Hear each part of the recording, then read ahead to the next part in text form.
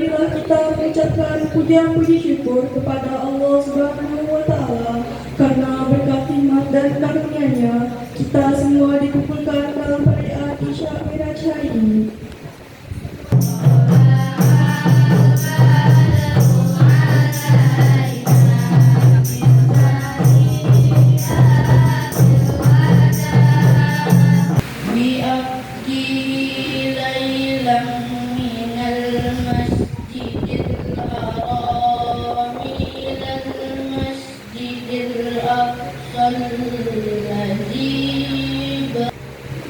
Maha suci Allah yang telah memperjalankan hamba-Nya Nabi Muhammad pada malam hari dari Masjidil Haram ke Masjidil Aqsa. Semoga bacaan Al-Quran ini menjadi amal yang diterima oleh Allah Subhanahu wa Ta'ala dan memberi berkah bagi kita semua. Mudah-mudahan kita bersama yang di sini bisa memetik hikmahnya dari perjalanan Nabi tadi dan dikatakan Isra dan Mi'raj. Isra tadi, ada yang tahu apa itu Isra? Apa itu Mi'raj?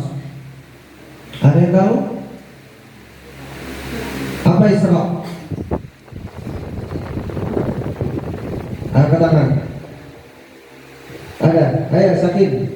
Apa Sakinah Isra? Ayo kelas 7 silakan.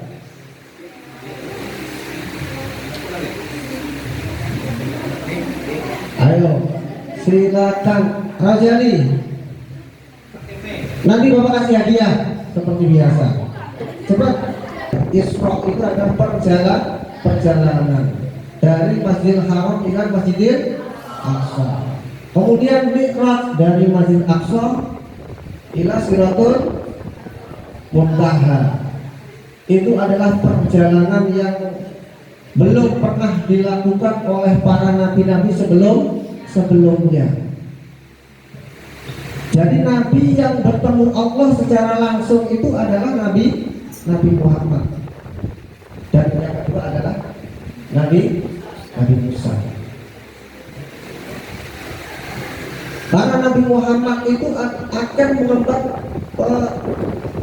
ibadah yang sangat luar biasa yang mungkin sudah dilakukan oleh nabi-nabi sebelumnya.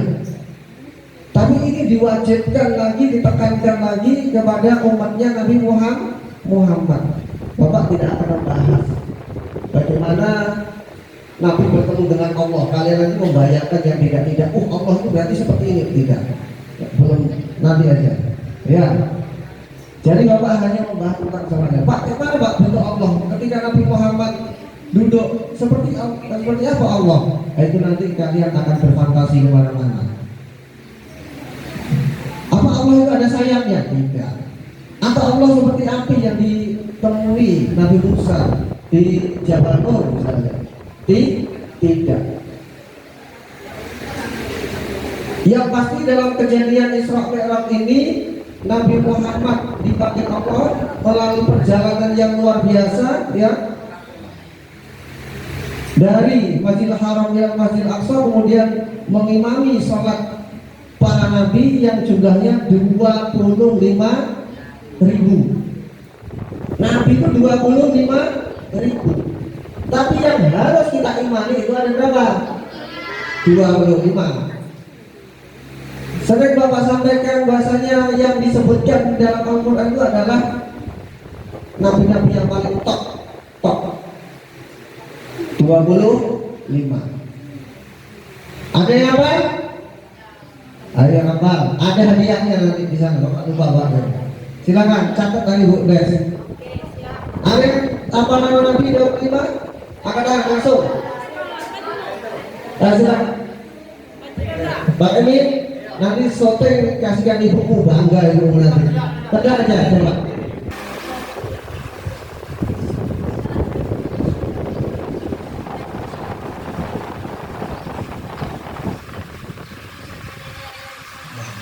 Tepuk tangan.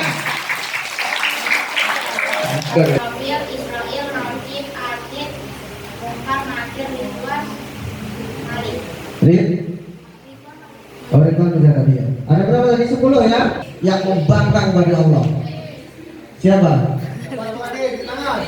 Angkat tangan. Ada hadiahnya. Dan yang paling top Nabi 25 yang paling top, malaikat 25 yang paling top, kemudian jin yang berapa? 1 jin yang paling top, yang jin Ifrit yang membangkang kepada Allah. Malaikat adalah makhluk yang paling nurut kepada Allah. Kemudian manusia bisa nurut, bisa bangkang. Kalau nurut sangat mulia, melebihi malaikat itu manusia. Kalau jin bisa bangkang bahkan melebihi iblis. Makanya kalau di dalam kelas itu jangan kaget, bapak ibu guru itu hanya menghafalkan yang paling top. Nakalnya paling top. Siapa kelas 1? Wah, nggak bisa bekerja. Paling top. Kelas 2 paling top. Kelas 3 paling top. Siapa ini? Top rekor Masjidil Haram yang sekarang dibom oleh Israel itu. Tahu?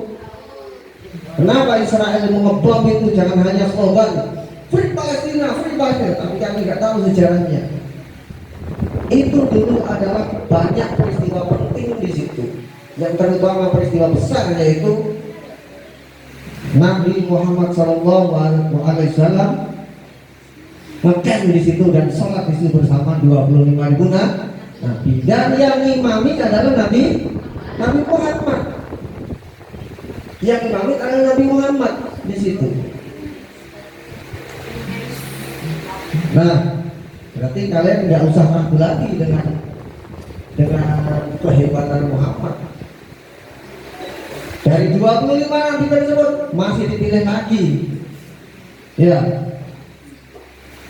menjadi 5 nabi yang paling top. 4 atau 5? 4 ya, 4 nabi yang diberikan kesabaran, yang memiliki kesabaran dan ketabahan yang luar biasa. Yang pertama adalah Nabi Muhammad, yang kedua adalah Nabi Nuh, yang ketiga Nabi siapa? Nabi Isa. Selanjutnya Nabi Ibrahim. Ya. Nah, kemudian Jibril itu adalah Ibrahim. Jadi Nabi yang paling mirip Nabi Muhammad yaitu Nabi Ibrahim, karena itu adalah kakeknya Nabi Muhammad. Nah, kemudian ketemulah, naiklah Nabi Muhammad ke Sidratul Muntaha. Kemudian Jibril yang menemani Nabi Muhammad dalam perjalanannya nunggu. Saya nunggu di sini aja, saya nggak kuat jalan naik ke atas. Nggak kuat Jibril naik ke atas, yang kuat Nabi Muhammad. Kalian naik ke atas. Assalamualaikum. Ya, kemudian mendapatkan perintah sholat. Itulah perintah yang agung yang selama ini kalian tinggalkan. Dengan mudah kalian tinggalkan dan sholat. Belum Pak, santai. Itu padahal Nabi menerimanya langsung dari Allah, turun ke bumi dan diajarkan kepada para sahabat. Ya, diajarkan kepada para sahabat Nabi. Sahabat Nabi mengajarkan kepada sahabat-sahabatnya yang lain. Didakwahkan sampai Afrika, sampai Asia. Nah, makanya sholat itu bisa menyebar ke seluruh dunia, dilaksanakan oleh umat Islam. Ya. Nah, kemudian apa kita sebagai manusia? Apa yang harus kita lakukan? Apa yang harus kita lakukan coba? Dengan perintah tersebut. Hukumnya apa sih sholat itu? Apa yang dimaksud wajib? Angkat tangan. Apa Mel? Wajib itu yang harus dilakukan. Kalau kita tidak melakukannya kita akan mendapatkan dosa. Tetap mendapatkan dosa yang pertama. Catat Bu, 3 orang lagi ya Bu ya. Tadi wajib adalah suatu ibadah yang harus dilakukan oleh setiap muslim. Oleh setiap muslim itu wajib. Ya, wajib. Yang namanya wajib itu kalau nggak dilakukan ya dosa. Ada konsekuensinya. Kalian hidup di dunia ini ada konsekuensinya. Dimanapun kalian hidup di dunia ini ada konsekuensi. Kalian sekolah di SMP ini ada konsekuensi. Ya, kalau hari Senin pakai baju ini, kalau hari Selasa kalau nggak pakai, kalau rambutnya panjang harus dipotong misalnya. Kalau rambutnya panjang dipotong marah, ya nggak usah sekolah. Ya.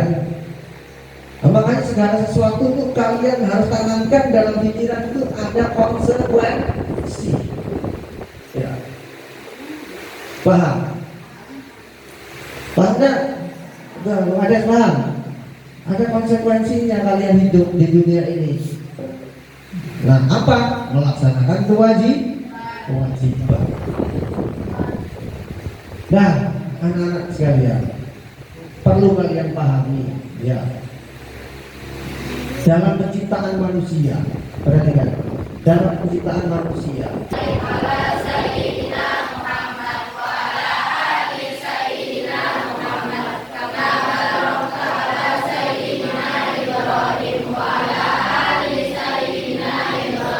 Ambil pelajaran dari apa yang telah disampaikan oleh Ustaz tadi.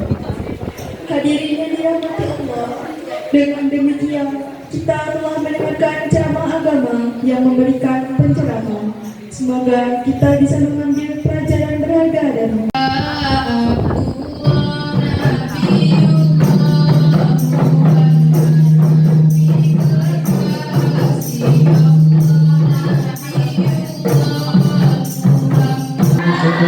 وترحمنا بالحواكم وتقم الدرجات وتبلغنا بها أقصى البيات من جميع مراتب الحياة وبدلنا